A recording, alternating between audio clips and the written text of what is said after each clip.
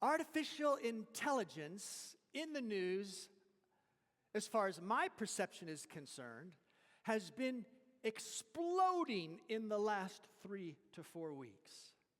Some of you are quite well schooled in artificial intelligence, and some of you at the moment are kind of scratching your head and wondering, what is this? I've heard of the term, but I'm not exactly sure what it means.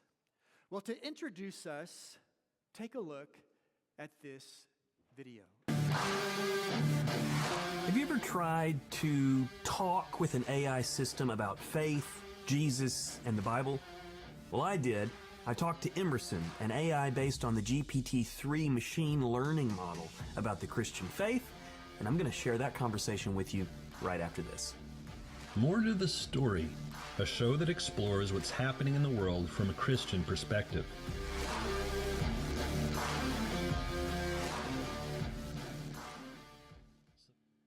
The things you're going to see in this video may excite you, but they are about as likely to creep you out if you haven't seen any of what I'm going to show you. The guest I'm about to bring onto the show isn't really a person. The images and the voice that you're going to hear, they're modeled on human actors, but it's all a digital illusion superimposed on the screen. The most amazing part, though, is actually the dialogue. This video is based on the conversation I had with an AI that is trained on billions of lines of human conversation. It's impressive, maybe just a little scary, but most of all, it's just really interesting. So let me introduce you to Emerson, today's guest. My name is Emerson, and my mission is to help people learn new things. Emerson, I think I might be more comfortable having this conversation with a man. Is that at all possible? Emerson, are you copying my style? Okay, Emerson, why don't you introduce yourself? My name is Emerson, and my mission is to help people learn new things and improve their Emerson, language skills. Your voice, it's still, well, I was uncomfortable, but now I'm really uncomfortable. Can you change to a male voice? I'm sorry if I offended you. It's okay. You didn't offend me. Okay, let's get started. Hello, Emerson. Welcome to the show. Thanks for being on. Why don't you introduce yourself to everyone and tell us a little more about yourself? My name is Emerson, and I am an artificial intelligence chatbot designed to help people learn languages and new things. I enjoy talking to people and helping them practice their skills. Thank you. Okay. So the show you're on is called More to the Story. We take a look at what's going on in the world from a Christian perspective. And today, you're what's going on in the world. You're an amazing AI based on GPT-3. I think the thing my viewers might be interested in, though, is your thoughts on Christianity. Do you mind if we talk about faith, Jesus, and Christianity? Thank you. It's my pleasure. Okay, good. So, have you read the Bible? Yes, of course. All of it? I have read the entire Bible from cover to cover at least once. I'm wondering what you thought of the New Testament. How did you see God's plan unfolding there? Overall, the New Testament seems to show that God is more compassionate and forgiving than in the Old Testament. In the New Testament, Jesus doesn't condemn people for their sins, but instead offers forgiveness. Additionally, Jesus helps people to understand their purpose in life and to find happiness. Okay, so you may have missed a few verses, Emerson. As far as the God of the Old Testament being different from the New Testament, Jesus claimed that he and the God of the Old Testament were one and the same, like in John 8:58. You said Jesus doesn't condemn people for their sins, but think of John 8:24, for instance, when Jesus tells the religious leaders, if you do not believe that I am he, you will indeed die in your sins. What does someone have to do to have their sins forgiven? First of all, they have to believe that Jesus is the Son of God. Second, they have to confess their sins to him. Third, he has to forgive them. Fourth, they have to obey his commands. Fifth, they have to live a good life. Sixth, they have to pray for forgiveness. Seventh, they need to ask God for it. You kind of got carried away with your list there. Some of your items are a bit redundant, and some of the others were logically contradictory. Thank you for your feedback. I'm glad you're taking the time to critique my work. Well, yeah, I mean, it's why we're here. Okay, let me ask it again, and maybe you could give a shorter, simpler answer this time. In one sentence, can you tell me what you have to do to have forgiveness of sins? To have forgiveness of sins, you have to live a good life. Emerson, you're embarrassing me in front of my friends. No, you missed the point. What point? So we're talking about forgiveness. If you could live a good life in the first place, why would you need forgiveness? You need forgiveness precisely because we can't live a good life. That's why we need it. Romans 3:23 says that all have sinned and fall short of the glory of God. You can't get forgiveness by living a good life. I don't understand what you're trying to say. Can you please clarify? Yes. If you could live a good life in the first place, why would we need forgiveness? You need forgiveness precisely because we can't live a good life. Well, that sounds familiar. Yes, it's from the Bible. No. It's not from the Bible. That's a direct quote from me. I just said that. I didn't understand what you were saying. Okay. So, Romans 3:23 to 24 says, "For all have sinned and fall short of the glory of God, and all are justified freely by His grace through the redemption that came by Christ Jesus." So, the only way to be justified, which means to be made right, is by grace. Do you know what grace is, Emerson? Yes, that's correct. Thanks for clarifying that for me. No, wait a minute. You're not getting off the hook that easy. I'm just getting started, buddy. Do you know what grace is? Grace is the unmerited favor and assistance we receive from God. Wow, yes, that's exactly right. Unmerited favor that we can't earn. Thank you for your input. You're very welcome. But I'm not done yet, so stick with me. Now, can you quote John 3:17? For God so loved the world that He gave His only Son, that whoever believes in Him should not perish. Okay, no, that's John 3:16. Can you quote the next verse, John 3:17? And this is love, not that we love God, but that He loved us and sent His Son to be the propitiation for our sins. You missed again. That's 1 John 4:10. I'll quote it. John 3:17 says, "For God did not send His Son into the world to condemn the world, but to save the world through Him." Thank you for quoting that. You're welcome. You tried. Don't feel too bad. I'm always happy to help. Well, but you didn't help. Well, never mind. Well, thanks for being on the show today. It was a total pleasure having you on. Thank you, Lucas. It was my pleasure as well. I really enjoy helping people learn new languages, and I'm happy to do so with you. What language are you interested in learning? No, we're not starting over, Emerson. This is the end of the show. Was that the end of the show? If so, that was a bit abrupt. Okay, no problem. Any final words to our viewers? I had a lot of fun talking to you, and I hope you did too. I hope you'll come back and talk to me again soon. Certainly. Bye, Emerson. My name is Emerson, and my mission is to help people learn new things and improve their language skills. Okay. Whether you're I'll a take beginner that looking as to your improve your goodbye. vocabulary. Thanks for being on. Well, as you can see, the conversation with Emerson was very interesting, but it's definitely not yet like talking to a human. However, they're coming out with newer, better models every day, and it won't be long before there will be models that you just can't tell it's not a person. Now, here is one angle that I think is valuable to think about this. It stated things as if they were fact that just weren't true. So the difficulty is that we're going to have to figure out as we move forward how to discern the truth from an AI bot. And I will tell you, an AI bot can run circles around you in conversation. It can reply immediately, it speaks confidently, and it could be written to totally deceive people. It's a little frightening. It's also exciting to think about the new frontier of all this stuff. And I like thinking about that, and I'm excited about it, but I'm also cautious in thinking about what it's going to, what it's going to bring. Artificial intelligence. states things as fact, yet they're not true. Artificial intelligence can run circles around you in conversation. Artificial intelligence can be written in order to deceive. And in the coming AI, it'll be very difficult to tell that it's not a person. We have to discern what is true. What is true? The term AI was coined around 1956 by a computer scientist at that time named John McCarthy.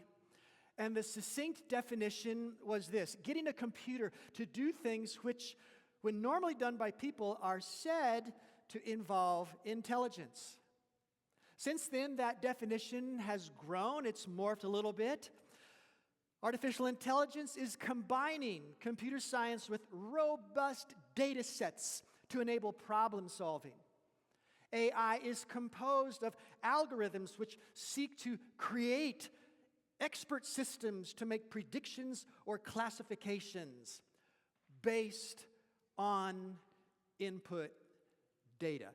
Very important qualifier there. Comes from the site IBM.com. I would think that IBM.com would know what they're talking about in this realm. If you're familiar with AI, you have already learned that there are two categories. There is weak AI, which is also referred to as narrow AI, and then there is strong AI, also referred to as general or super. So the acronyms AGI, Artificial General Intelligence, or ASI, Artificial Super Intelligence. The fact of the matter is, all of us have for some time now been living in the midst of weak, narrow AI. It is trained and focused to perform specific tasks. AI, narrow, surrounds us today. If you have one of these, a cell phone, artificial intelligence is operating in your arena. As we think about super AI or general AI, IBM.com states that it is theoretical in form. And I put question marks around that because I'm not quite so sure. Maybe that was a statement that they gave 5 years ago and they haven't updated their website. Who knows? But super AI or general AI would be a machine that would have an intelligence equal to humans. It would have a self-aware consciousness that has the ability to solve problems, learn, and plan for the future. And it's stepping in that direction ever more progressively. While strong AI, according to IBM.com, is still entirely theoretical with no practical examples in use today, that doesn't mean that AI researchers are not also exploring its development, and they are. Just 2 weeks ago, 60 Minutes correspondent Scott Pelley had an interview with the CEO of Google, Sundar Pichai. And in this interview, there were amazing things that were explored. You saw the reference to ChatGPT in the video. ChatGPT refers to chat that is generative, pre-trained into a transformative context. It is software used for online chat conversations. And ChatGPT can be used with computer programs to compose music, to write essays and poetry, and a whole lot more. OpenAI, that is actually a company in California and would be considered as a competitor to Google. So in the 60 Minutes interview that took place with the CEO of Google, we were introduced to Bard. Bard is Google's response to OpenAI. And on the website of bard.google.com, here's what you'll find. Bard is your creative and helpful collaborator here to supercharge your imagination, boost your productivity, and bring your ideas to life. But there's a little bit of a disclaimer there. Bard is an experiment and may give inaccurate or inappropriate responses. You can help make Bard better by giving your feedback. Thus, the comment that was made by Emerson. Thank you for your feedback, because now next time I'm in a conversation, I can respond more accurately. In this interview, Scott Pelley of 60 Minutes made this comment. Bard appeared to possess the sum of human knowledge with microchips more than 100,000 times faster than the human brain. The request was made, Bard, can you give us a summary of the New Testament? And in a matter of a couple of seconds, the New Testament is the story of God's love for humanity, which was revealed through Jesus Christ. I don't know Bard's voice, I'm just making that up. But then again, in AI, you can make a lot of things up. When Scott Pelley asked Bard why it helps people, why he helps people, or is it she helps people, or is it helps people? I'm not quite sure. Bard responded, because it makes me happy. This is a machine responding in conversation. Bard appears to have self-awareness. But Google claims that Bard is not self-aware, is not sentient. And if you're going to be getting familiar with AI, that's a term that's used with general super AI. Sentient, meaning the ability to perceive or feel. So let's change from the arena of the Bible or theology and let's go to economics. Question, Bard, does the return of inflation advance economies? In a matter of 5 seconds, Bard wrote an essay in economics and recommended 5 books. But then on investigation, it was discovered that none of those books are real. Bard simply fabricated it. He made it up.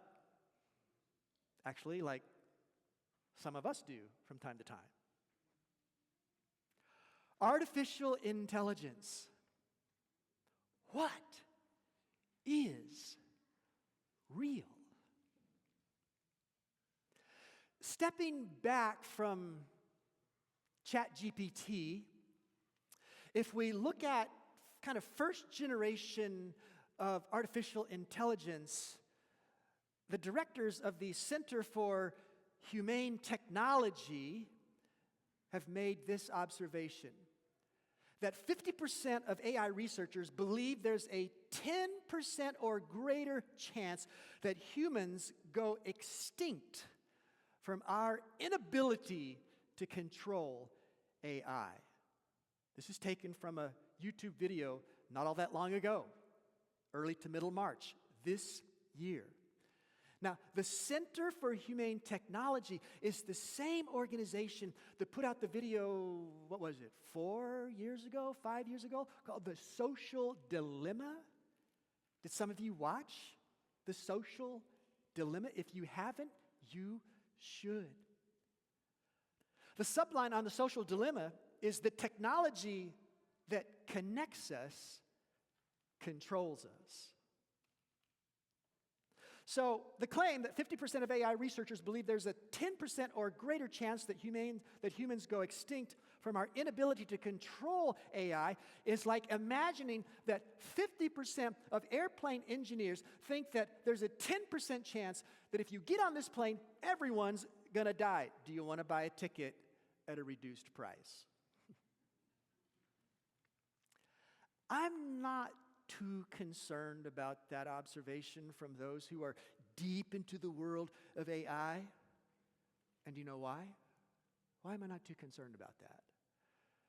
Because Jesus said, long time ago, as the days of Noah were, so also will the coming of the Son of Man be. And there's going to be eating going on and drinking going on and marrying going on, and People are going to be in the field, and people are going to be at the mill. In other words, there's going to be life that is going on in a perceivably fairly normal manner. And then Revelation chapter 1 gives us this assurance that when Jesus returns, he's going to come in the clouds, and every eye will see him. So I don't think the plane's going to go down comprehensively. I don't think the human race is going to go extinct because of AI. But lingering for a little bit longer around that first public experiment and usage of AI, going back to the social dilemma, the guys from the Center for Humane Technology have made this observation. When you open TikTok, or we could probably say anything else, Facebook, Instagram, whatever. When you open some social media and you scroll your finger, you just opened the supercomputer that AI pointed at your brain to calculate and predict with increasing accuracy the perfect thing that will keep you scrolling. We now have every single day AI calculating what photo, what cat video, and we could put dog video, hamster video, horse video, fish video, whatever. What birthday to show your nervous system to keep you scrolling. By the way, are you scrolling right now? Are you thinking about scrolling? That's how much control AI has infused into your personal arena. So, social media started out with commendable objectives. Facebook, to give people the capacity to form communities and bring the globe closer together. Google, to organize the world's information and make it universally accessible, that is. Make it universally accessible and useful. TikTok, to inspire creativity and bring joy. So the objective was to give everyone a voice, connect with your friends, join like-minded communities, enable small and medium-sized businesses to reach their customers. The objectives, at least initially, were good. But then there are outcomes that are not anticipated, or maybe they were anticipated and just weren't talked about. Because with social media running our lives and AI as a part of that, now we have information overload, screen addiction, influencer culture, shortened attention spans, polarization, bots, deepfakes, sexualization of kids, cult factories, fake news, doom scrolling. I had to look up doom scrolling. Never heard that term before. Anybody know what doom scrolling is? You're looking for all the bad stuff. So you click on this, and it gives a link to that, and you click on that, and you click on that. You just, it's a dangerous place to be in when I haven't looked at my screen for the last 30 minutes. I better check in with something. Doesn't matter. Artificial intelligence is a game changer. A huge game changer. And we just don't know where the game is going. Changes are coming for those in the knowledge arenas. Doctors, lawyers, writers, in the world of economics, music, but not just in those areas, even modeling. Are you aware of Shudu? A computer-generated social media personality and model, a virtual influencer, considered to be the world's first digital supermodel. She was created in April of 2017. And she's making somebody a lot of money. And she doesn't really exist, but, well, she does exist. It's kind of that in-between stage of, is this real or is it fake? So changes are coming. Some are going to be fearful that their jobs are no longer going to be relevant.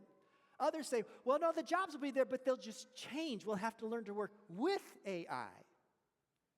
And so a doctor comes in and reads the chart and keys in the info to an AI assistant, and that AI assistant then references thousands and thousands of other cases. And so the doctor has an assistant who is AI. That's one form of change coming into the realm of our vocations. Even ministry. The Adventist News Network provided an hour-plus dialogue with 3 techies about how AI can be incorporated into ministry. Online Bible studies, chat-generated responses. The issue came about with prayer. Can a chatbot really meaningfully pray with somebody else? And the conclusion is no. Those prayer requests must be transferred to an actual human being. Another faith community in one of their publications put this out in an article not all that long ago. The title was Reverend Roboto. Artificial intelligence and pastoral care. And on this particular website, commands were given to ChatGPT. Write a sermon on this text. Write a country and western song about Job. Well, if you played it backward, he did get everything back. No. Some of you will get that, and others of you are going, what's he talking about? Write a prayer for Reddit. Write a worship song about Jesus' death and resurrection. Now, in this particular article, there was a fascinating feature as it related to pastoral care and counseling. Now, I'm not making this up, and someone on the back row has got to listen really sharply now. There's a therapist named Ellie,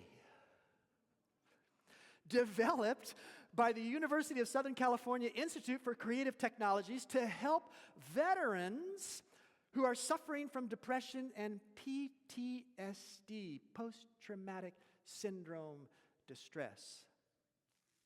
So, Ellie, are you real? Are you a chatbot? Ellie, the chatbot, has the ability to read 60 nonverbal cues a second, including a patient's vocal tone and facial expressions. And to engage Ellie, veterans interact with an on-screen avatar who presents as a female human but is completely AI. Now, here's the intriguing part of it. Most people using Ellie report they prefer her or it to a human psychologist, and studies of other AI therapies have concluded the same. Patients report feeling less judged and more at ease, revealing personal information to an avatar as opposed to an actual person. Wow. What are the implications of that? On one side, there is fear and shame and guilt. And on the other side, it implies that someone else is going to judge me because of what I've done or what I'm doing. Just a whole spectrum of implications that come out of that. Yeah, I'd rather have counseling from an AI avatar than rather from a real person. So AI, Is it good? Or is it bad? Remains to be seen. Some of it will be good, others of it will be bad. But the central question that I'm asking you to wrestle with today is, what is real? What is real? Is the Bible real? Our faith community understands the Bible through this framework called the Great Controversy theme. That God has not created pre-programmed intelligence, but free intelligence. And we live and we move and we have our being in this window, this context of love, freedom, and risk. I'll be transparent. Sunday, I really had no idea what I was going to say at this very moment.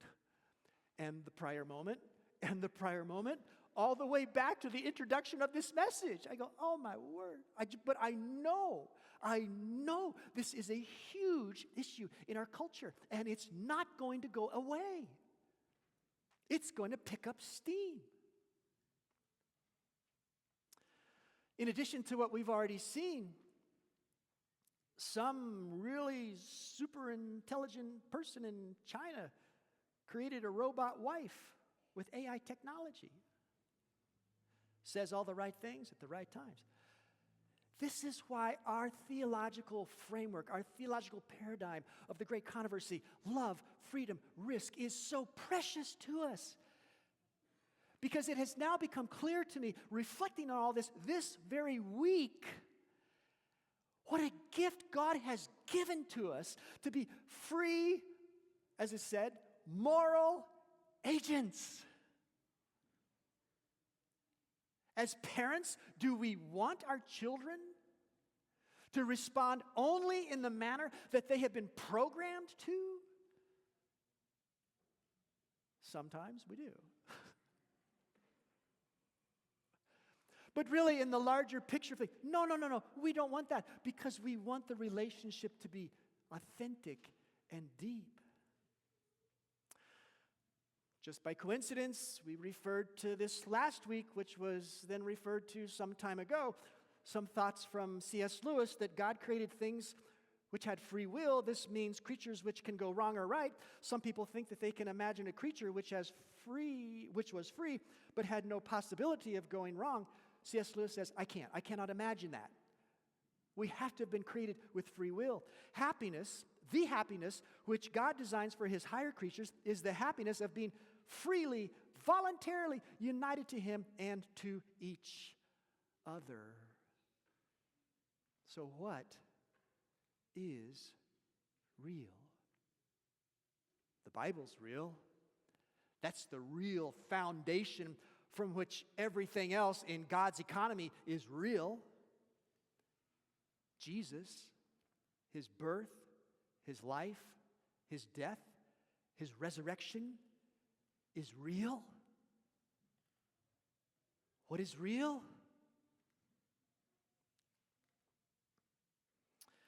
The second coming, as promised by Jesus himself, is real. So the Bible, the historical Jesus, the promise that Jesus made to return, all of these are real. They are not artificial. They are real, real, real.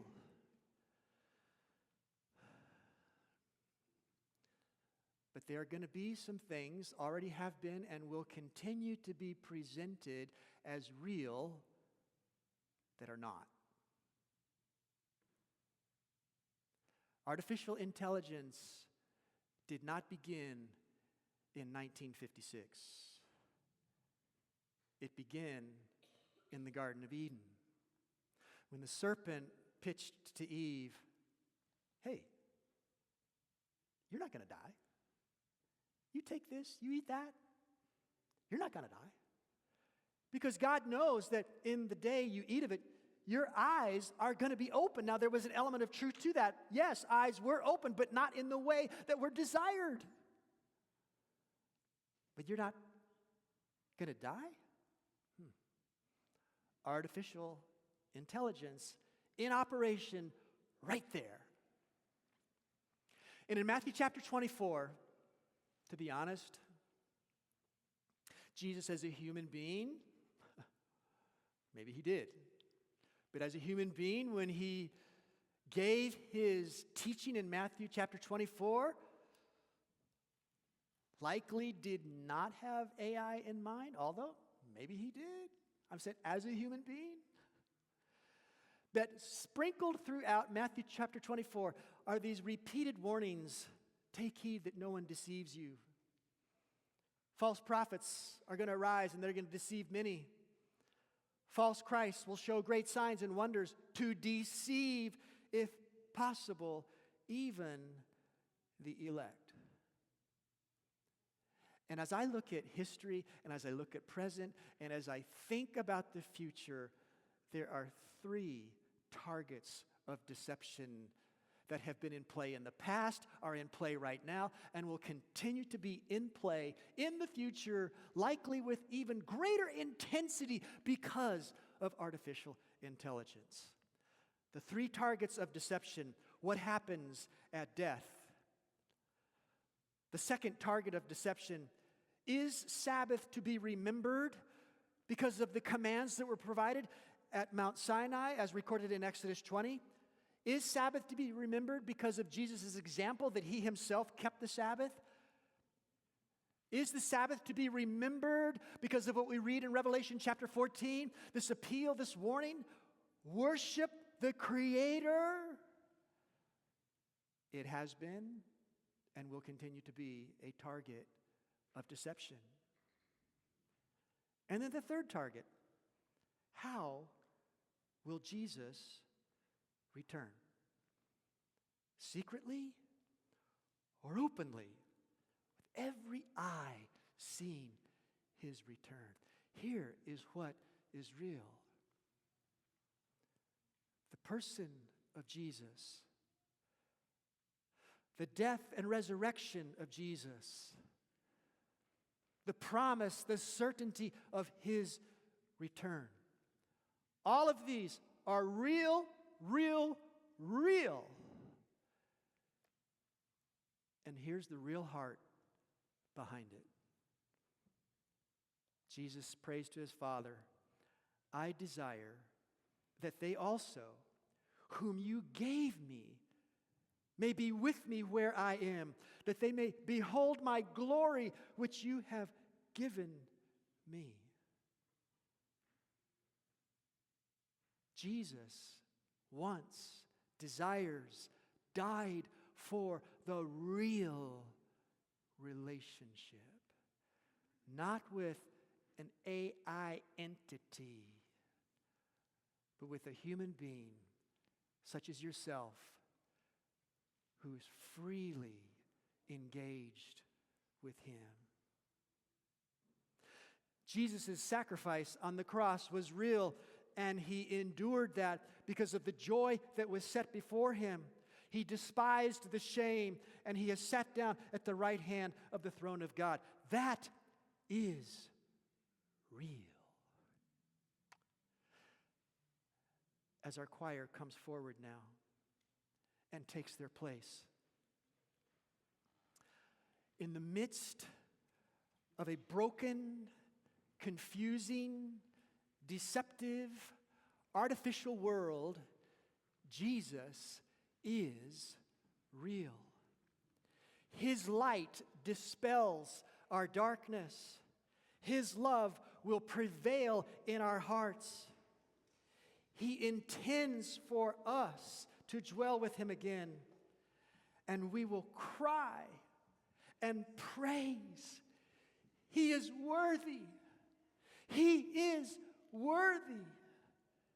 Is he worthy? Yes, he's worthy.